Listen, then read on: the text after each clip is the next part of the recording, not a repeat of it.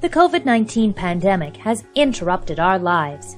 Everyone has been impacted.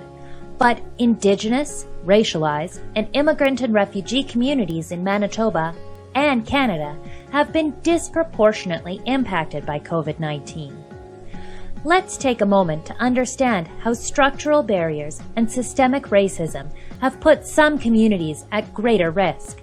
People who are affected by structural barriers and systemic racism are more likely to suffer from poor health outcomes and shorter life expectancies. Housing, income and employment, access to healthcare and education, and other factors determine who has access to the resources needed to create and maintain health and well-being. These are known as the social determinants of health. Let's take a closer look at employment, which is one of the social determinants of health. Workplaces can be a source of COVID-19 exposure and transmission. As a result of structural barriers and systemic racism, Indigenous, racialized, and immigrant and refugee community members are more likely to be working in jobs that put them at a higher risk of contracting COVID-19.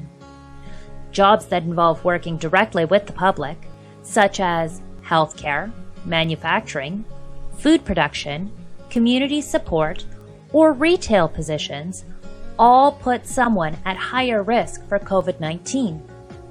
It is common in these sectors to work for longer hours in confined spaces with others, sometimes without proper personal protective equipment, and this again increases the risk of transmission for COVID-19.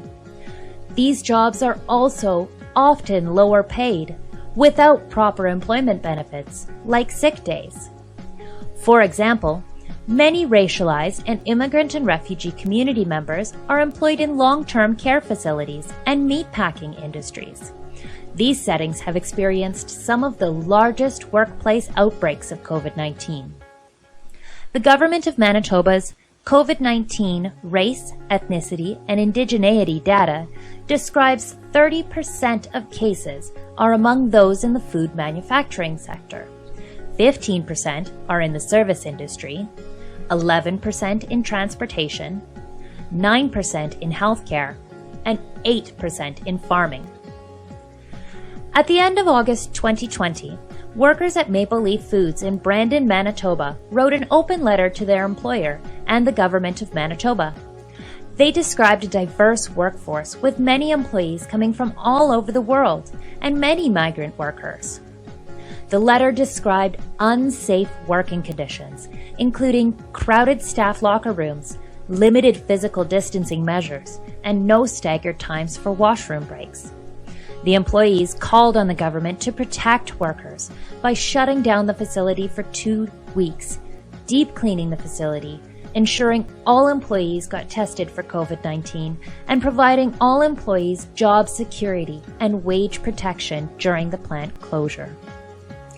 The COVID-19 pandemic has shown how important it is for us to work together to protect workers, especially those in low-waged essential workplaces, and to create an environment of limited exposure and transmission.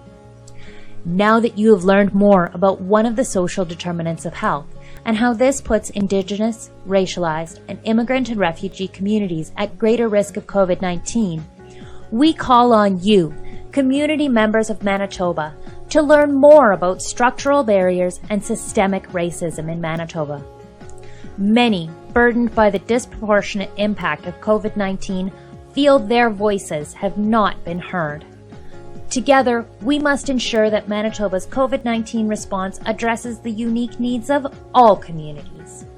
We are all responsible to speak out and stand up against racism and discrimination.